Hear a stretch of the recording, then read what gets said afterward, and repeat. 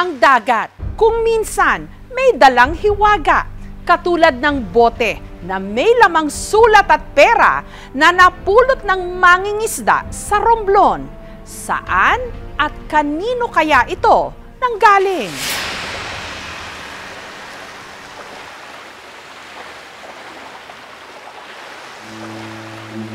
Hulyo nitong nakaraang taon sa Concepcion, Romblon, mangingisda raw sana si JP nung may nakaagaw ng kanyang atensyon. Nakita ko po yung bote. Nandun po sa may batuhan. Binuksan ko. May lamang sulat tapos pera. 500. Kanino galing ang liham? Yung nakasulat po yung bata nga parang nag-wishes siya. This is from Earth Erika Trosyo. I am from Toledo City, Cebu. Sana ma-enjoy mo o makatulong itong 500 pesos po. Pray mo na lang po ako na sana makatapos po ako ng pag-aaral. Tawa din po. First time ko po ito na makakita. Agad itong ipinakita ni JP sa misis niyang si Christina. Nabigla po ako na natuwa na hindi ko maintindihan ang reaksyon ko. Sa wallet ko po linalagay yung pera po tapos saka po yung sulat. For remembrance ng dagat. At mula raw noon, parang sila'y puwenenas. Nung pagkakita ko po ng bote, marami ding huli po ako ng isda. Gayunman, ang kita raw ni JP sa pangingisda, sapat lang sa pang-araw-araw na pangangailangan nilang mag-asawa at ng dalawa nilang anak na sina Prince at Ira. Pag medyo marami pong huli, kabinta po ng 300, 400, pinagkakasya ko po yun. Baon po ng mga bata sa school. Pero maski papaano raw, kailanman, hindi nila naisip gastusin ang 500 pisong kasama ng liham. Dumating po kami sa Gaya na ang laman lang po talaga ng wallet niya ay is yung 500. Pag kulang po yun, hiram lang po kami minsan ng kuwan kung pwedeng hiraman. Naniniwala po kasi ako na hindi ka po kaya sa 500, baka matupad po yung wish ng bata. Kung alam lang daw ng bata kung paanong naging inspirasyon ang kanyang message in a bottle. Yung inspired po ako na magsikap para makatapos sa mga bata. Gusto ko magbantay sa dagat. Naging Coast Guard. Makatulong kay mama at papa. Naisip ko rin po na i-wish din yung bata na yun na makapagtapos nga siya. Magtagpo yung landas ng mga anak ko at siya ay magkita po. Sinubukan nilang hanapin ang pangalan ng bata online pero hindi nila ito nakita. Kaya, nagpatulong sila sa aming programa. Sa aming pananaliksik. Nahanap namin ang 9 na taong gulang na batang taga Toledo City sa Cebu na tugma ang pangalang nasa liham. Earth Erika Trosyo. Si Erika, hilig daw talagang magsulat. Magsuot ko taga-araw sa lahat ka nung natin sa kapamaspay. Ako mautat. Ang kanyang daddy Ricardo, dating company driver sa Cebu, dati namang empleyado sa isang pribadong kumpanya, ang kanyang mommy Mary Grace. Ang hirap ng buhay namin noon kasi yung ATM namin may tumatanggap na sanla. Pagdating ng sahod po, wala na kaming matira kasi ang laki ng kaltas. So, utang kami ng mga pagkain namin, pangkonsumo sa bahay. Dagdag hamon daw sa kanila na si Erika lumaking sakitin. Lagi siya nagsisesor. Laging dinadala namin sa ospital. Wala po akong pang-down sa ospital. Saan ba binangutang? Kung sino kasi ang hirap dati na ikaw ang mangutang. Kaya lang magpautang. Lalo na fags. Sobrang hirap ang tingin nila sa iyo. Tapos noon, magdasal lang kami ng dasal. Sanahan magkalimilagro, magkapera tayo. Hanggang isang araw, si Ricardo, Pumaya ako sa Suertres, nanalo ako 30,000. Tapos pangalawa, pangatlo, malaki na yung pinusta ko. Nanalo ako ng 900,000. Nanalo ako 1.2. Nanalo na naman ako ulit 450,000. Talagang binigay ng Panginoon sa akin. Yung pera, tinago namin ba? ipinangnegosyo nila ito ng bigasan at pautangan. Binigyan ako sa Panginoon, konting grasya. Yun po, na-realize ko po na gusto ko makatulong sa iba. Na katon na lalabay na dindaday kami marami kunandaray on nakat nabawan o magkaon po. Sabi niya, mama, may pera pa. Sabi ko, bakit? Nawa ko dun sa bata.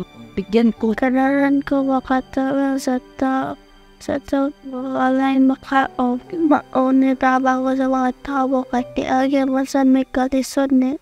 At sa tuwing sila'y bumabiyahe sa dagat, Nakaugalian na raw nilang magpaanod ng message in a bottle. Kalakip ang iba pa nilang kahilingan. Pag yung bottle, plastic po ma'am, float lang. Talagang hindi siya lulubog. Talagang pupunta siya sa ibang island. Kaya naisip ko talaga na plastic yung gagamitin ko. At sa pagbisita nila sa Mindoro nito lang Hunyo, naisip nilang magpaanod ulit sa dagat. Sabi ng anak ko, magsulat tayo daddy. Mag-wish ako na makatapos ako ng pag-aaral. Gusto ko mag-loyal para makatawa ko sa tao. Sabi naman ng anak, lagyan natin ng pera daddy, baka meron makakulot, makatulong naman. Pinag-wish at tinapon niya.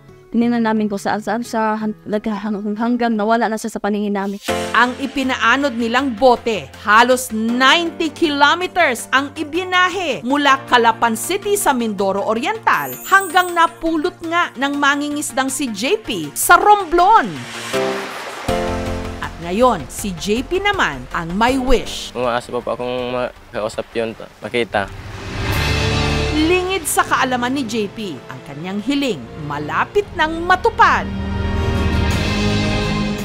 Nito kasing Miyerkules, ang pamilya Trosyo mula Cebu bumiyahe pa Romblon para makilala ang nakapulot sa sulat ni Erica. Ang kahilingan ni JP, wish granted! Sir, magandang hapon po. Sa aming pagbabalik! Sobrang saya ko po kasi ang pagkanap ko, hindi mo kami magkikita ng bata. Isang mangingisda sa Concepcion, Romblon nakapulot ng message in a bottle na may kalakip na 500 pesos. This is from Earth Erika Trosyo. I am from Toledo City, Cebu. Sana ma-enjoy mo o makatulong itong 500 pesos po. Ang nagsulat ng liham, ang taga Cebu, ang batang si Erica. Mag-wish ako na makatapos ako ng pag-aaral. Lagyan natin ng pera daddy, baka meron makakulot, makatulong naman. Umaasa pa po akong makausap yun, makita. Nitong Miyerkules, si Erica kasama ang kanyang mga magulang mula Cebu, bumiyahe pa Romblon.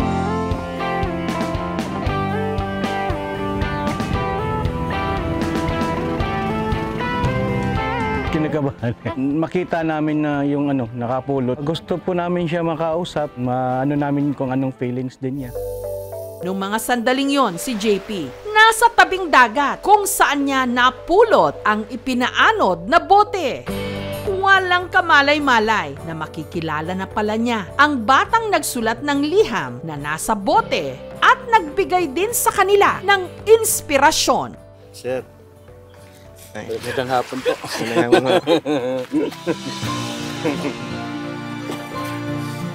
Ayun mga anak Ito po. Ito po.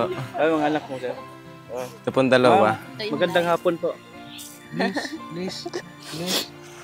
Ito, si Earth Erika. Siya yung kay daddy niya. Nag-wish. Mag-wish. Sobrang saya ko po kasi ang pagkanap ko, hindi mo kami magkikita ng bata. Kasi una nakita niya yung bote. Channels po talaga namin sa Facebook. Pero madaming Earth Erika Trosyo. Nagtanong kami, kayo po ba si Earth Erika Trosyo? Pero wala pong reply sa amin. Hindi pa rin pa ako nawala ng pag-asa na hanapin yung bata. Anong pangalan mo? Sabihin mo Masaya anong po kami pangalan na nakilala po kayo. Okay, ako din po, sir. Oh, nandiyan na sila. Salamat. Umiyak din ako. Sobrang satwa yan. Oo. Tignan mo si ate, sila pala nakapulot ang mga ginagawa ni daddy. Pero hindi namin in-expect na kayo ang nakakuha. Kahit alayo, galing pa kami ng Cebu. Ipinakita rin ni JP ang itinagong sulat at pera mula kay Erica. Ito po yung 500 daw. Ito po, yung God bless you and your family. Salamat po. Ang pamilya, merong inihandang regalo para kay JP. Galing sa puso namin to. Sir? School supplies para kina Prince at Ira. Happy May kayo? mga may chocolate po to eh. May chocolatean. Ito, chocolate. Anong niya sila? Grade? Grade 2 po at grade 4. Grade 2 at saka ano, grade 4 po. grade. Si JP naman, niregaluhan ng pamilya ng huli niyang isda. Kahit konti lang po. Salamat po ate. Salamat at naging inspirasyon ka sa aming mag-asawa na magsumikap na makapagtrabaho at mabigyan ng magandang kinabukasan ng aming mga anak. Naway gabayan tayo ng Panginoon sa ating mga pangarap.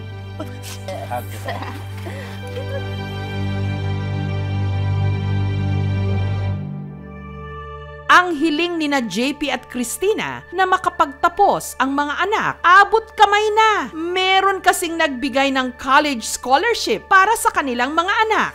Nung narinig po namin yung kwento, kumurot po yung puso namin. Magbibigay kami ng college scholarship. Hopefully, masustain po yung kanilang passion and yung kanilang heart to achieve their dream. Sobrang saya ko po. Para hindi na rin po kami mahirapan. Magsusumikap pa rin po kami. Hindi lang po dahil dito sa scholarship na ito. Pero pag susumikapan po namin, na itaguyod po sila. O pwede nating sabihin na maganda ang intensyon at purpose ng taong gumawa ng gawain ito. Yung action na pagtatapon po ng plastic sa karagatan ay hindi po talaga natin in-encourage. This will contribute dun sa ating marine pollution. Ito ay pwedeng kainin ng ating mga wildlife species.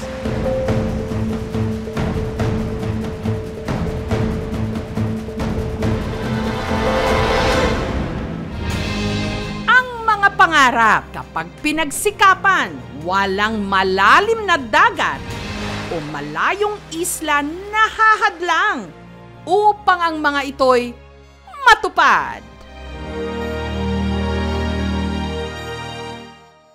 Thank you so much mga kapuso. Kung nagustuhan niyo po ang videong ito, subscribe na sa GMA Public Affairs YouTube channel. Don't forget to hit the bell button for our latest updates.